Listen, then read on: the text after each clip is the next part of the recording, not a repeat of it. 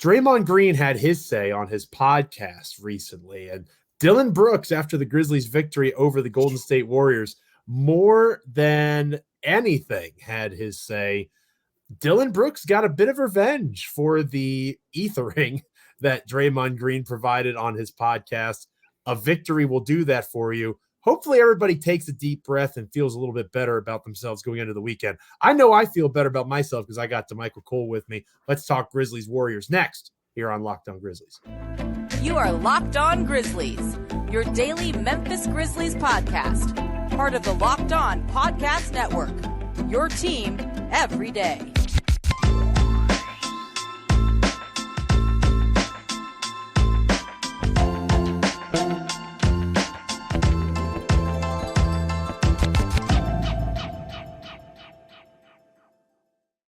Welcome to a Friday edition of Locked On Grizzlies. We are free and available wherever you get your podcasts as proud members of the Locked On Podcast Network. Your team each and every single day. Make sure you're checking us out over on YouTube as well. And this episode of Locked On Grizzlies is brought to you by FanDuel Sportsbook, the official sportsbook of Locked On. Make every moment more. Visit FanDuel.com/LockedOn today to get started. I am joined by the wonderful Damichael Cole, looking very dapper of the commercial appeal there in Memphis, talking about the Grizzlies as the team's beat writer. That is why he's dressed up. He was there live and in person at FedEx Forum, watching Grizzlies Warriors, a very important win for the Grizzlies. Goodness gracious, if there was ever a fan base that needed a pick-me-up, I wish I could send cookies or donuts to the entire Memphis Grizzlies fan base just to try to bring smiles to their faces. It was a very dark place over the last couple of days. The Steven Adams news, which I'm sure we'll talk more about later on in the show, certainly didn't help matters. But I know that the story of the day, Damichael, is Dillon Brooks. Not necessarily because he all of a sudden became an efficient offensive basketball player, because that did not occur. While Dillon played well in this game, that is important to point out, he still only scored 14 points on 15 shots. That's called the Rudy Gay in the Memphis Grizzlies part of town.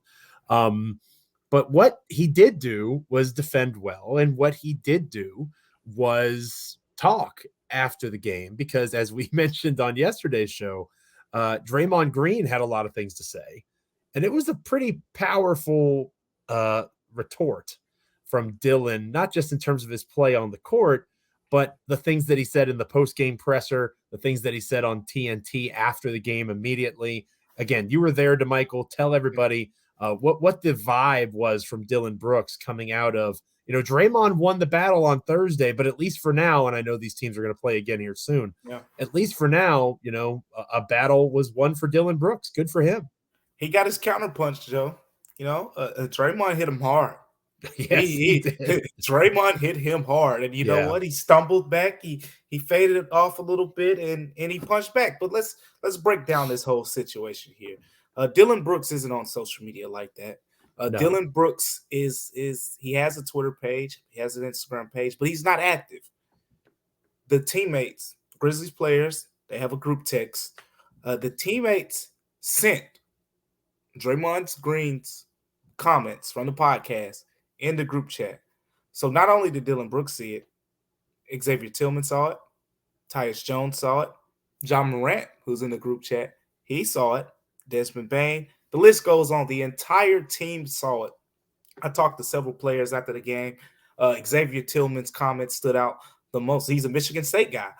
He said that, he felt that, Draymond Green's comments were unnecessary because of the power that he has, in media now for him to say some of those things, and I feel like when they say unnecessary, Dillon Brooks even said so when he was talking about, the trying to put his teammates against him.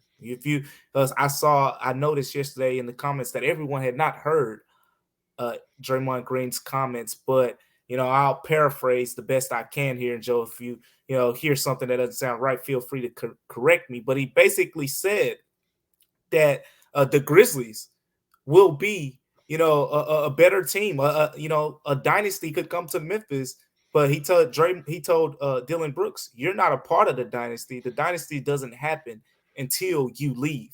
So when he said that, it kind of, was kind of creating this energy, of like shifting and putting his teammates against him. And then Dillon Brooks, he clapped back. You know what he said, Joe?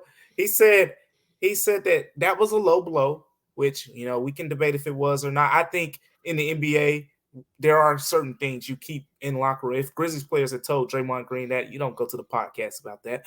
But anyways, that's neither here nor there. The thing that stood out to me, Joe, was the fact that Dillon Brooks in his response said, "Hey, I'm not the one out here that's getting into physical altercations with my teammates." That's what he said, Joe. So you tell me, how did you think Dillon Brooks responded when he's saying things like that? Are you a fan of Tupac Shakur? I mean, Hit him up. That's the vibe I got.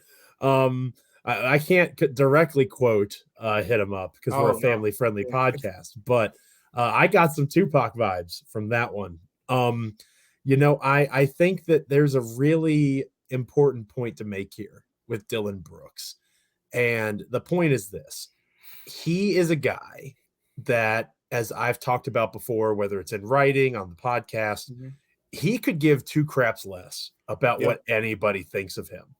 And that's a gift and a curse. You're always going to get Dillon's best. And that helped in this game. There was a defensive possession where it looked like he knew what Steph Curry was going to do before Steph Curry knew what he was going to do. He wore him like a jacket. He wore him out like multiple times. Obviously, Steph Curry is the best shooter of all time. He was going to score some. But, Dillon, I would say, had a pretty good showing against Steph and overall in this game. He is going to be himself unapologetically, and that is one of his greatest strengths, and it's one of his greatest weaknesses at the same time. So he's not going to back down from Draymond Green. He doesn't care what Draymond Green thinks of him or what anybody, except for his teammates. I do believe he cares about that. He doesn't care what anybody outside of that locker room thinks of him. So for me, I was really impressed, not necessarily with the talk, because that's not really, I'm about the action more. Yeah. I was impressed because the Grizzlies started really strong. They came out and they played for Dillon in part. I think part of it was they were happy to be home and the energy of the fans seemed pretty strong. Again, you were there in FedEx Forum, but on TV, it seemed like it was a late arriving crowd because I think some folks maybe didn't know it was an earlier starting game. But once folks were in their seats about halfway through the first quarter, it was pretty live. I think that it was just kind of a cathartic sigh of release. And Dillon was the biggest beneficiary of that because he was the one that was most directly called out for it. So I think that his comments were warranted. I think it just adds another layer to this rivalry that Draymond Green refuses to acknowledge as a rivalry. I guess we're just ignoring the fact that the Grizzlies beat the Warriors in the play-in a couple years back. Yeah, that didn't happen, Joe. That never happened, I guess. No. And again, I think the Warriors are champions. I'm not trying to compare the two, but when you keep saying that Memphis has never beaten Golden State, that's just not accurate. I think that it's really good to see them kind of rally together. In a way, we can kind of thank Draymond Green because he gave them something to focus on that wasn't Ja Morant based. Gave them something that, okay, we can address this. Like Ja's dealing with, that's a different monster. But here we can come together for this. And I think it did help in this game. Yeah. Tyus Jones, I mentioned Xavier Tillman's comments, Desmond Bane. They all in some way, shape, or form told me that they got Dillon Brooks' back. This team has each other's back. Xavier Tillman took it, he took it a step further. He was very strong in his stance and his comments. And he said, hey, he was talking his trash every chance he got because of, the comments that Draymond Green made, against his teammates. So there was a little extra juice there. It's your teammate. And, contrary to, what Draymond Green said, about his teammates and things like that, it sounds like to me that those dudes are going to battle for Dillon Brooks. But it wasn't just that, as Ty has also said, look, it's just the nature of things when you play against the Warriors, Grizzlies Warriors, the history. It's all there. You don't need extra motivation. You didn't need that to happen for there to be a little extra fire, going into this game. But it was there. And it's fun to watch, but you talk about actually the action, right? And so getting to that part of it, I think the Warriors guys, they don't like Dillon. But Dillon, he composed himself really well in this game. We were talking about the old technical fouls things. There was the situation where Draymond Green actually said Dillon tried to bait him. But me watching the video, I felt more. I mean, they tried to bait each other, if we're being honest. But Draymond having, the ball in his face and kind of rubbing his elbow on his face, like, that's not an accident. That ain't an accident. So there was some baiting going both ways, Joe. But Dillon kept himself composed, talking to him after the game. He said he's learning, talk to the referees in a lower tone and little things like that to kind of fix those technical fouls issues so he can make it through the rest of the season without getting another 1-game suspension. I think he kept himself really composed. The team was fired up. 18 made three-pointers by the Grizzlies, 36 assists as a team.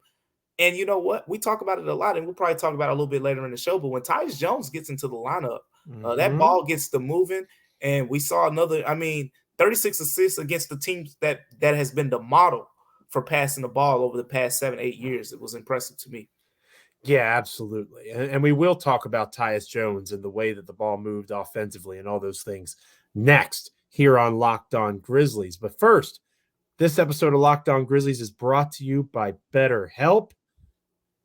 Getting to know yourself can be a lifelong process, especially because we're always growing and changing. Whether you're becoming a parent, moving to a new town, going through relationship alterations and changes, it can be challenging. And sometimes you need someone to talk to. Therapy is all about deepening your self-awareness and understanding. Sometimes we don't know what we want, how we react to how we react to things, the way that we react to them, until we talk through it. And BetterHelp can help connect you with a licensed therapist who can take you on that journey of self-discovery from wherever you are. If you've ever thought about starting therapy, BetterHelp might be worth a try because it's entirely online. It's designed to be convenient. You fill out a brief questionnaire, you get matched with a licensed therapist, and you can switch therapists at any time with no additional charge. Discover your potential with BetterHelp. Visit BetterHelp.com/LockedOnNBA today to get 10% off your first month. That's BetterHelp, HELP.com/LockedOnNBA today. 10% off your first month. We're going to take a look at Tyus Jones, the rest of the Grizzlies, and their performance against the Golden State Warriors next here on Locked On Grizzlies. Don't go anywhere.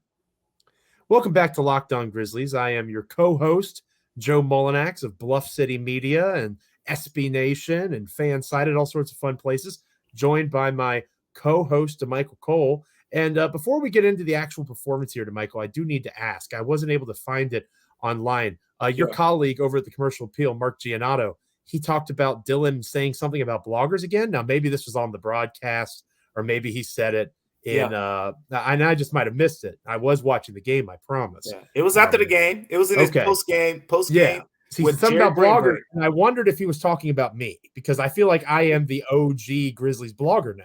Like, who else is there? Anthony Sain's a TV star now, and you've got all these other. I feel like I am the person that he was talking about. Should I feel honored or scared? No, don't feel honored for that, because when Dillon, are you insulting bloggers now, Damichael? Not at all. Not at all. Joe, we appreciate the work you do, and not even to fanboy here, Joe. I knew about your work long before I knew what you even looked like. A fanboy, excellent. But with all that being said, Dillon Brooks has used the term blogger twice this season. He used it when he was talking about Shannon Sharpe. He used it when he was talking about Draymond Green. You tell me which one of those guys he likes. He didn't use it when he talked to us. He doesn't stand in front of me and say, Damichael, you're a blogger. No. So you tell me why he says it to those two guys in particular. He's not saying it, as it's their job, or he's just, confused on what they do. He's trying to sneak diss them a little bit. He said it to Shannon Sharpe. Oh yeah, he's a blogger or whatever he does, and he said it to Draymond. I mean, that was with intent. He's saying it as a negative term towards those guys. That's what I get from it. I thought it was, and I'll let it slide this one time, Dillon Brooks, since I'm 99% sure you're not listening to this podcast. I'll let it slide this one time. You had a good game Some other guys that had good games against the Warriors, Damichael, Jaren Jackson Jr., the one thing I continue to want to see from him, and it's not necessarily his fault, it's the guys that he's on the floor with. There were stretches for that game, and Draymond Green on his podcast during the playoffs last year said it. The Warriors don't really have anybody that can defend that guy. I mean, he really just dominated for long stretches of the game. He was a team high plus 27 in the contest. And again, single game plus minus is a flawed stat. But it does show when Jaren was on the floor, obviously you're onto something. Yeah. We're building a lead. So Jaren was really especially talented in this one, or dominant, I should say, because of his talent in this one. You saw a return to form from Desmond Bane, who scored efficiently, 21 points on 16 shots, 40% from three. Tyus Jones, you mentioned earlier in the show, another really good performance, 22 points, 11 assists, 3 turnovers, so still maintaining a pretty strong assist to turnover ratio, 3 steals for Tyus as well. The starters in general, even X, who maybe wasn't as good as, say, Santi Aldama in this one. Tillman played well. The starters were all in the positives in terms of net rating. Then you had guys like Zaire Williams, David Roddy, who struggled a bit on the coming off the bench. Those starters really thrived in this particular contest. Who stood out most to you? Because it's hard. If we were doing our Nissan Aria read, it's hard for me to pick a specific electric player of the game because the starters in general were just a really strong unit. Yeah, and I always say this is not a sneak. It's not a diss or anything at Ja Morant. Ja Morant is a great player. But when Ja Morant is out of the lineup and Tyus Jones assumes the starting point guard role, it's a different brand of basketball, and it's because it has to be that way. When Ja Morant is in the lineup, you can afford for him to dribble the ball 10 times, snake through the defense, because he's going to cause all that attention. Tyus Jones isn't causing the attention that Ja Morant causes. So the way you overcome that is the ball moves. The ball moves. Coaches always tell you when you first start playing basketball, the ball moves faster than the defense. So when the Grizzlies churn out 36 assists, they had 14 assists in the first quarter, 48-point first quarter. And, 8 3-pointers were knocked down. I think 3 guys off the bench made multiple 3-pointers in this game. John Conchar knocked down a couple. How you like that, Joe? John Conchar had his best game in a long time. Yeah. And you heard it from Joe, so you know it's true. And Luke Kennard knocked down a couple. My guy, Luke Kennard, knocked down a couple. Yeah, your guy. Santi, man, Santi is something serious. I won't belinger on this for too long, but I just need to say people talk about all the serious talent that the Grizzlies have, and Santi's name doesn't get mentioned when you mentioned Jaren Jackson Jr., the core of Ja, Dez, and all those guys. Zaire Williams, I remember some people throwing Zaire Williams' name in that core group last season. Now it feels like they're taking his name out. Well, why not just throw Santi in there? That guy, he is playing polished offensive basketball, and I think there's a lot of room for growth as he gets stronger and all those things. But here's the guy I'm going to focus on, and that's Jaren Jackson Jr. You mentioned it. This guy, I asked a couple players. I didn't get to ask Jaren. Jaren was talking at the same time as Dillon, and you tell me which one you think I wanted to talk to. You went to Dillon, I'm sure. You know where I went. But with that being said, Jaren, in regards to Jaren, I asked Dez, I asked Tyus. I said, do you think Jaren Jackson Jr. knows how dominant he can be or how dominant he is yet? Dez, he told me no. He doesn't know yet. He's still, he's still working on a couple little things. He has to figure it out. He's still figuring it out. Tyus said, yeah, I think he's starting to have a better idea. But Tyus used the word that Dez used when he said flashes. The flashes are there. So right now, even before the game, talking to Taylor Jenkins, talked a lot about how this team is going to need Jaren Jackson Jr. He's got to become that guy, Joe. I talked about it, a couple episodes ago on Locked On Grizzlies. He's the only guy right now in that starting lineup, in the typical starting lineup, who is an efficient isolation scorer, according to the NBA.com. He's in the 85th percentile in isolation scoring. No one else on the Grizzlies in that, not Dez, not Tyus. I think those were the guys I looked at. Dez, Tyus, Ja, and Dillon. All of them are below 50 percentile. He's an 85 percentile in that area, and there is a obvious pathway to his dominance. He destroys smaller opponents.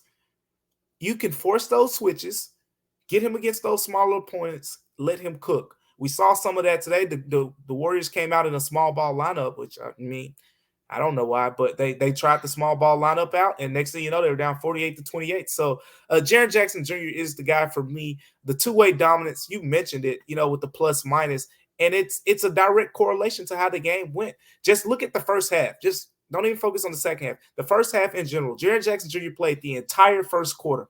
The Grizzlies were up 20. He didn't even sit long in that second quarter. But before you could blink, Joe, it was a 6-point game. I think it was around the 7-minute mark of the second quarter. Jaren Jackson Jr., along with a couple other teammates, we got to give Tyus Jones and Dillon Brooks some credit as well. Jaren Jackson Jr. came in that game, shifted, 18-point lead at halftime. It's that simple. Jaren Jackson Jr. is the guy for me. Yeah, he's easily the most impactful two-way player on the team, even when Ja Morant is out there. And now that's even more true with Jaren's capacity on both sides of the court. I was excited to see, and again, I don't want to disrespect Xavier Tillman. Damichael and I have talked about X multiple times on this show. X has had a really good run, but you mentioned Santi Aldama. Tillman played 22 minutes in this game. Aldama played 30. This was probably the game that we saw Santi with Jaren, two legitimate scoring threats from the perimeter.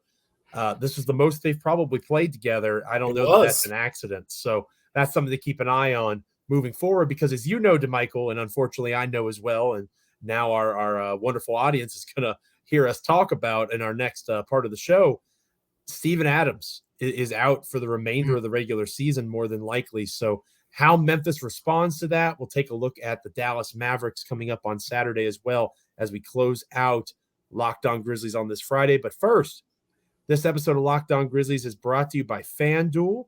We are well past the midpoint of the NBA season, and now is the perfect time in the home stretch to download FanDuel, America's #1 sportsbook.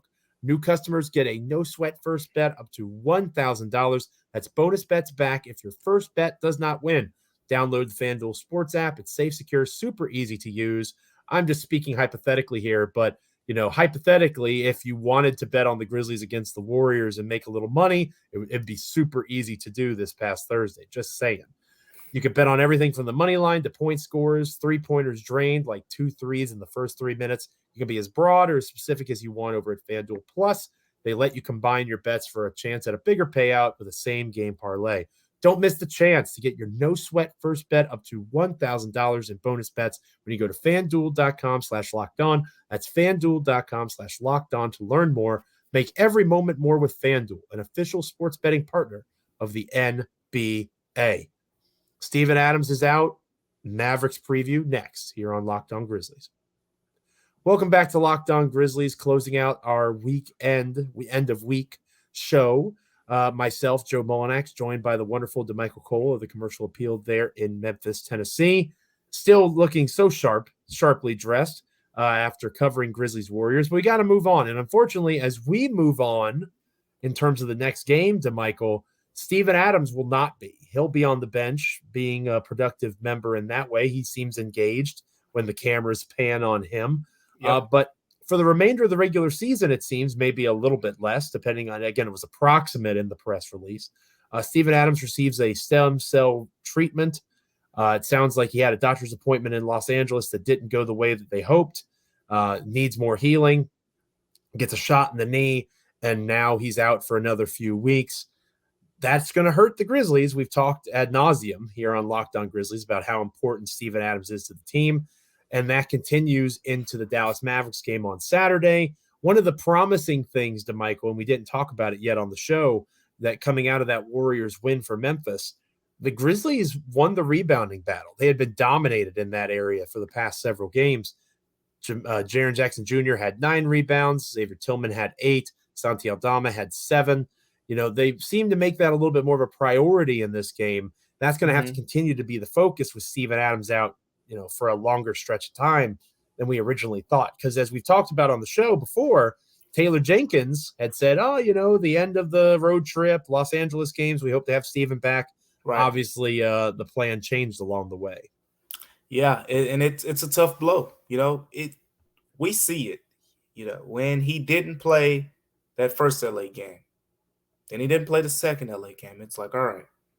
Usually when Taylor Jenkins gives a timeline, he's very calculated with his words. So it's almost like if he says something, it's probably going to happen. And when we saw he wasn't coming back, it was something there.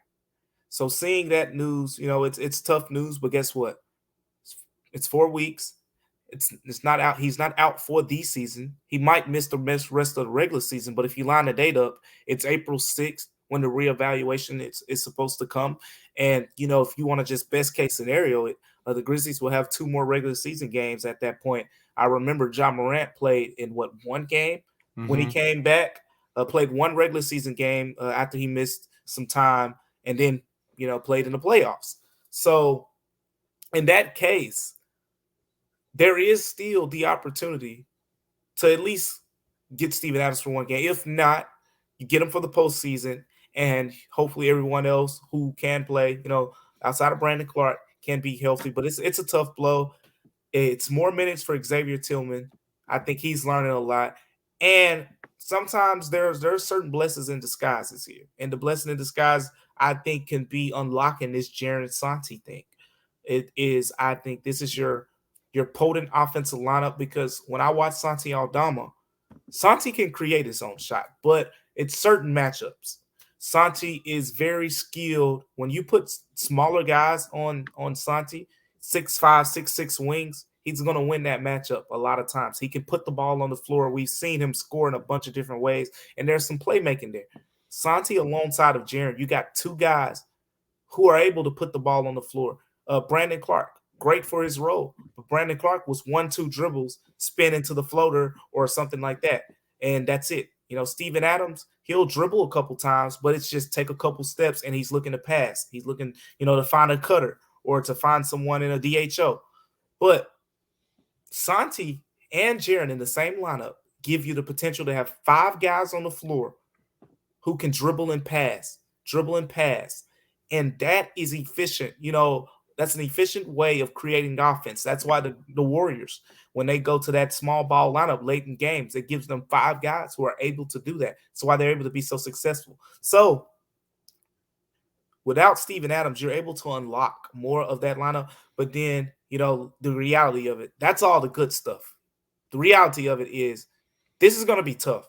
The Grizzlies are, right now in position to get the 2 seed, but over the course of time, without Steven Adams, you're about to go against some really good teams, who can rebound the ball, and not even some good teams as well. Those other teams that they're going to be playing down the stretch still are some solid teams that can rebound the ball. And the Grizzlies have not rebounded well without Steven Adams. The Grizzlies are not a great half-court offense. So when they miss shots, it's a little bit magnified without Steven Adams because they're not getting a lot of second chance opportunities. They have to tread water without him. You can't expect Xavier Tillman to be Steven Adams, even though he's learning a lot from him. You can't expect him to be him, and you can't expect the Grizzlies to rebound to that level. They're going to emphasize it, Joe, but you just can't expect it. No, you can't. And treading water may not be good enough to hold on to that number 2 seed because the Sacramento Kings continue to light the beam on an almost nightly basis. It's hard because I want to be mad at the Sacramento Kings, but I'm just legitimately happy for that fan base and that team. Yeah. They've been bad for so long. They beat the Knicks. They beat the Knicks on Thursday night, a very big win for them. So Sacramento still has one of the toughest schedules in the NBA, but to this moment, I feel like I've been saying that for the last week or two. Yeah. It hasn't really mattered so far as the Kings have, I think Memphis and the Kings are now tied for the 2 seed, but because of tiebreakers, the Kings are technically the 2 and Memphis is technically the 3. Yep. We'll see how that plays out over the next few games. We'll get out of here on this, Damichael.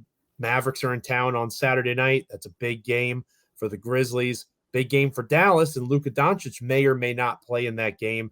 He had an MRI on Thursday. The results came back clean.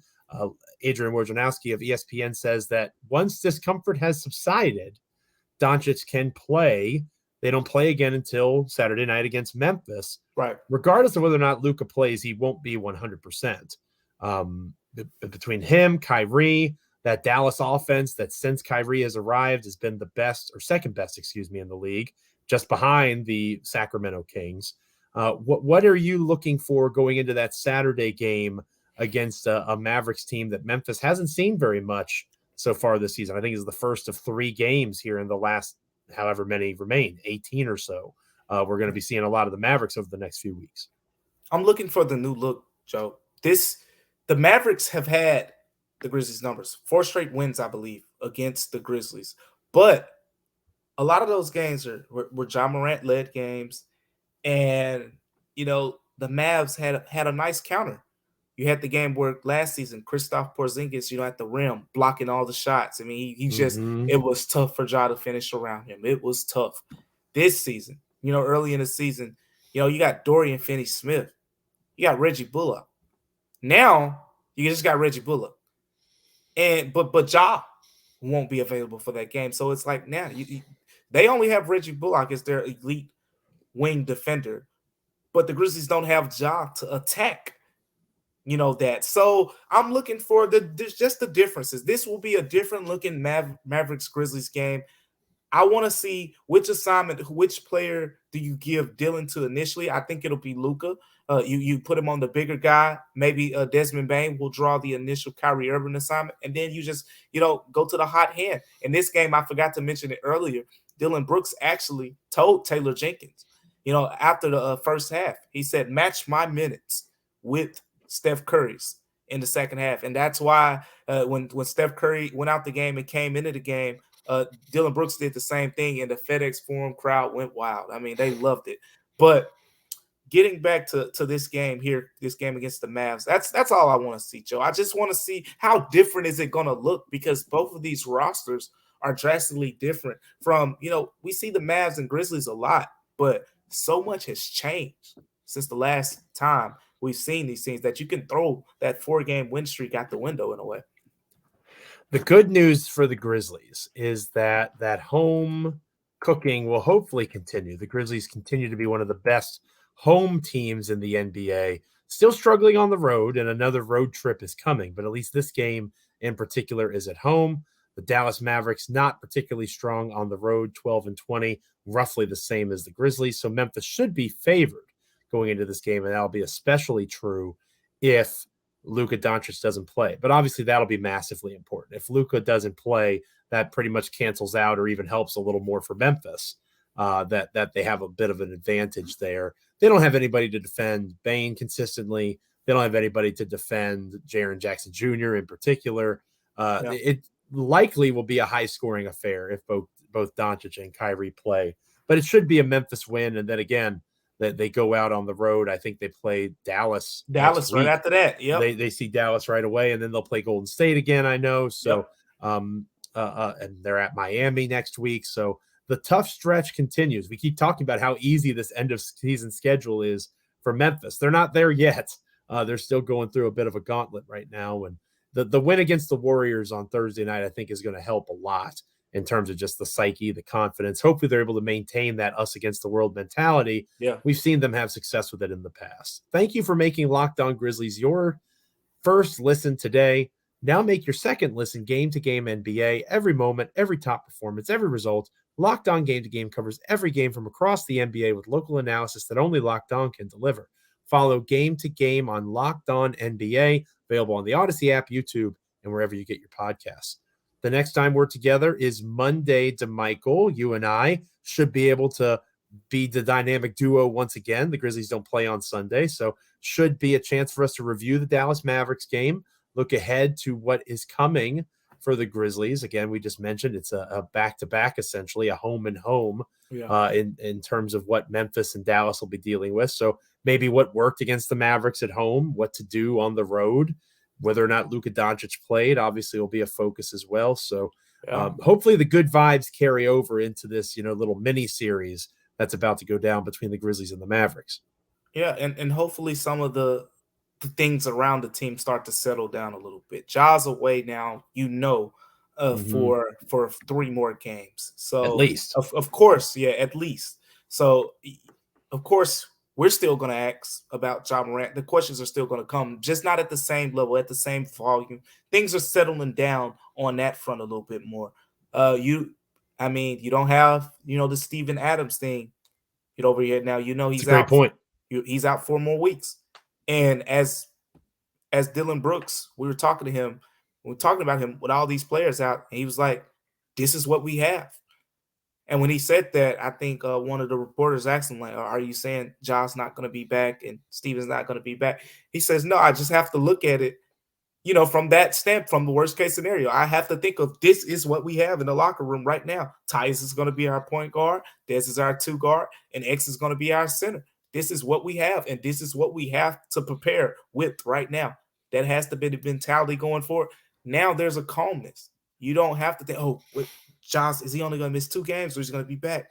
Or he's going to be out for a little bit longer. Steven Adams is going to be out a while. Now let's see how this team, the rotations, because, the rotations have been wild lately. Let's see how all that kind of rounds into form. And then we'll get a real good idea in a couple days if, the Grizzlies can actually fight for that 2 seed, or you better be worried. It's definitely going to be a fight one way or another. And thankfully, at least for a few games, it won't be a fight with Draymond Green and Dillon Brooks. Just for fingers a few crossed. games. Just for a few games. It'll be back before you know it, the rivalry. Thank you so much for listening to Locked On Grizzlies. Check us out on YouTube. Like, comment, rate, review, subscribe, wherever you get your podcast. Damichael and I really appreciate all the work that you guys do in terms of making us a part of your Grizzlies experience, the comments, the feedback. It's all wonderful and it's much appreciated.